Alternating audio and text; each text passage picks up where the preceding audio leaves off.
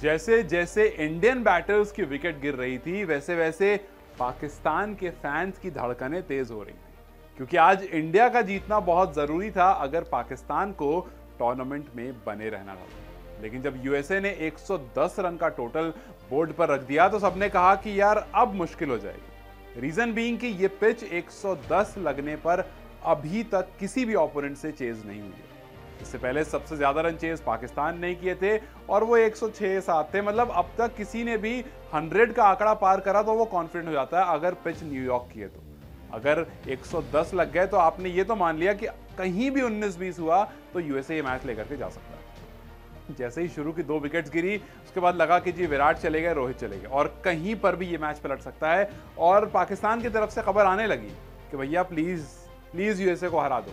कुछ ने कहा कि ये खास क्या हार रहे हैं। मतलब आपको पता है हर तरह के फैंस होते हैं। कुछ फैन बहुत इमोशनल होते हैं भाई, वो एकदम से सोचते हैं कि ये खास क्या हार रहे हैं। कुछ फैंस होते हैं जो कहते हैं कि यार देख लो प्लीज, मतलब कुछ हो जाए, अमेरिका से कैसे हार सकते हो। लेकिन खैर अच्छी बात ये रही कि ऋषभ पंत जो अब तक चल रहे थे, विराट और रोहित जो नहीं चल रहे थे, लेकिन उनके बाद सूर्या जिन पर सवाल उठ रहे थे, शिवम दुबे जिन पर सवाल उठ रहे थे, वो रुक करके खड़े होते हैं। हालांकि शिवम दुबे बहुत इंप्रेसिव नहीं दिखे, बीइंग ऑनेस्ट, वो स्ट्रगल करते हुए दिखे। और अभी भी ऐसा है कि शिवम दुबे जिस तरह से टीम में खेल रहे हैं, लोग सवाल उठा सकते हैं कि जी इससे बेहतर है कि आप यशस्वी को लेकर आ जाइए। लेकिन वो तो वक्त ही बताएगा। हो सकता है अगला मैच जो है इंडिया सुपर 8 में ऑलरेडी पहुंच चुका है, तो शायद एक रिस्क ले लिया जाए, कि रिस्क नहीं इनफैक्ट एक एक्सपेरिमेंट कर लिया जाए कि चलो जी दुबे जी को बिठाते हैं और यशस्वी को लेकर आते हैं और देखते हैं किस तरह का होता है। क्योंकि हमारे ओपनिंग पे चल नहीं रहे, हमारे रोहित शर्मा, विराट कोहली साथ में अच्छी ओपनिंग दे नहीं पा रहे हैं इस पिच पर। और अगला मैच जो है वो फ्लोरिडा में, फ्लोरिडा की पिचेस जो हैं वो बैटिंग पिच है,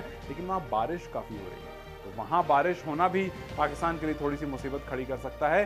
खैर वो अभी फिलहाल के लिए देखना यह है कि अगर वहाँ बारिश होती रहेगी तो आगे के जो मैचेस हैं वो कहीं बारिश में ना धुल जाए। खैर इस मैच की बात करते हैं और बात करते हैं इंडियन टीम ने जिस तरह से कमबैक करा। एक टाइम पर ऐसा लग रहा था कि मुश्किलें खड़ी हो सकती हैं, क्योंकि नेत्रवलकर ने जिस तरह की गेंदबाजी करी थी उन्होंने पाकिस्तान को परेशान जरूर कर दिया था। लेकिन अच्छी बात यह है कि साउथ अफ्रीका और ऑस्ट्रेलिया के बाद फाइनली इस मैच को जीतकर इंडिया अब तीसरी टीम बन गई है सुपर 8 में पहुंचने वाली। तो 8 में से 3 टीम पहुंच चुकी है। अब बची हुई वो 5 टीम्स कौन सी होंगी ये टाइम आपको बता देगा। लेकिन ये न्यूयॉर्क का स्टेडियम, अब बहुत लोग कह रहे हैं कि भैया शुक्र है कि हम यहाँ से निकल गए, शुक्र है अब इंडिया को यहाँ मैचेस नहीं खेलने, क्योंकि इस पिच ने बहुत परेशान किया है। सोचो आप, जहाँ पर आईपीएल में 200-250 रन लगकर भी वो चेज हो जा रहे थे, वहीं पर इस पिच पर 110 सबसे हाईएस्ट स्कोर है जो चेज हुआ है, वरना आपसे पहले 110 भी चेज नहीं हुआ था। तो इतनी परेशान वाली पिच अब थोड़ी सी राहत जरूर लेगा इंडियन टीम की। चलो शुक्र है अब यहां से बाहर निकलेंगे।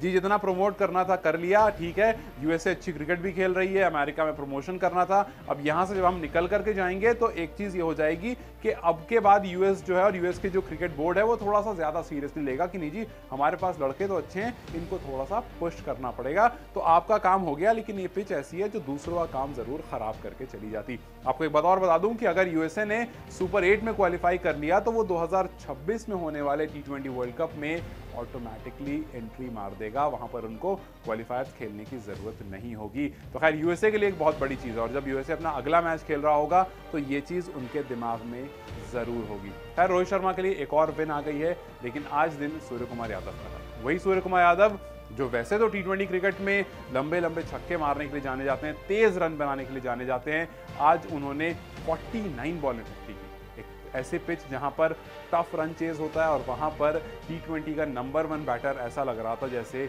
ओडीआई का बैटर हो गया। उसके लिए ये स्लोएस्ट 50 रही है in terms of ball face. लेकिन वही अगर आप देखेंगे अदर प्लेयर्स को, जो ये लिस्ट है इसमें हाल फिलहाल में रिजवान ने इसी पिच पर कनाडा के खिलाफ 52 बॉल्स लिए थे 50 कंप्लीट करने में, और वहां पर भी उतना ही स्ट्रगल हुआ था। काफी लोगों ने वहां पर भी कहा कि जी रिजवान ने इतनी स्लो से हाफ सेंचुरी करी है, लेकिन आपको ये समझना पड़ेगा कि ये पिच काफी ज्यादा परेशान करने वाली है। अगर आप रन्स मारने जाएंगे तो अपनी विकेट गवा देंगे, आपको खड़े होकर के रुक करके ओडीआई वाली इनिंग खेलना होगा। और इसी वजह से इस पिच पर टीम्स 137 ही मैक्सिमम बना पाई है, तो आपको प्रॉपर ओडीआई इनिंग्स ही खेलनी है, तभी जाकर के कुछ निकल सकता है। तो अगर आप बात करोगे लिस्ट ऑफ स्लोएस्ट 50 में, तो सबसे ऊपर रिजवान है 52 बॉल में, डेविड मिलर हैं 50 बॉल में, फिर डेविन स्मिथ हैं 49 में, फिर डेविड हसी 49 में, फिर सूर्य कुमार यादव 49 में। और ऐसे ऐसे 49 बॉल में 50 इस पिच पर मैं हर दिन लेना पसंद करूंगा, बिकॉज आपको जरूरत होती है कि एक बंदा खड़ा रहे वहां पर। वही दूसरी तरफ शिवम दुबे की अगर बात करें तो इंडिया एक टाइम पर 39 for 3 हो चुका था, ऋषभ पंत आउट हो चुके थे,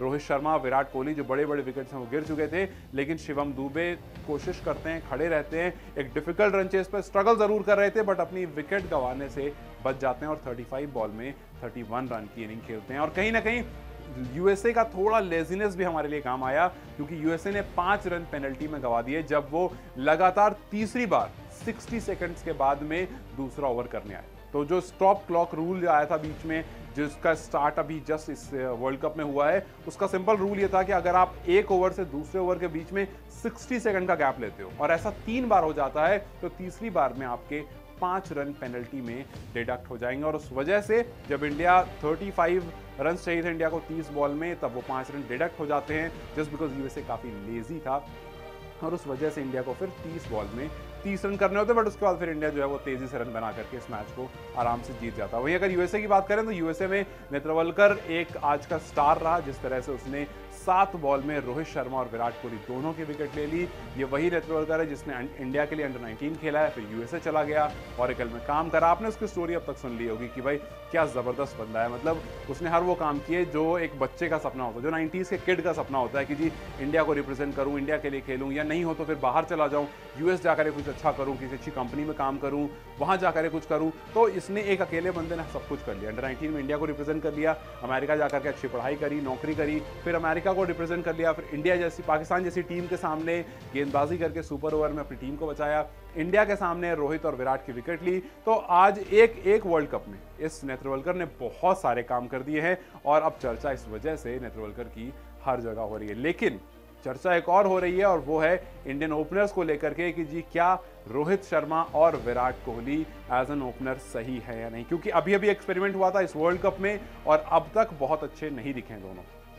आयरलैंड के खिलाफ सबसे ज्यादा 22 रन की पार्टनरशिप आई थी इन दोनों की, फिर पाकिस्तान के खिलाफ 12 रन की पार्टनरशिप आई दोनों की, और यूएसए के खिलाफ तो 1 रन पर ही 1 विकेट गिर जाता है। तो ये इससे पता चलता है कि अब दिमाग में कहीं ना कहीं यशस्वी और संजू सैमसन आने लगे होंगे कि जी अगले मैच में क्या यशस्वी को ट्राई किया जाए, क्योंकि टीम सुपर 8 में ऑलरेडी पहुंच चुकी है। अगर मैच होता है, वैसे वहाँ बारिश की काफ़ी कंडीशंस हैं फ्लोरिडा में, अगर बारिश हो जाती है फिर तो डायरेक्ट आप आगे खेलने जाओगे, लेकिन अगर बारिश नहीं होती है, फ्लोरिडा मैच होता है, तो क्या एज एन एक्सपेरिमेंट आप दोबारा से यशस्वी को ट्राई करोगे, या फिर जैसे बड़ी टीम्स होती है कि जिन्हें हम ज़्यादा एक्सपेरिमेंट नहीं करेंगे, एक चीज़ हमने करी है इसी पर डटे रहेंगे, ये सोच करके इसी पर डटे रहेंगे, क्योंकि कोहली गोल्डन डक पर गया which is not a good side, Rohit Sharma 3 run पर गए 6 बॉल में which is again not a good side. तो चलिए देखते हैं खैर कि क्या आने वाले मैचेस में हम कुछ नया देखेंगे, कि आने वाले मैचेस में हमारा ओपनिंग पेयर चेंज होगा या नहीं, और क्या पाकिस्तान जिसको आज एक होप मिल गई है वो अपने मैचेस जीतेगा, और जिस तरह का कुदरत का निज़ाम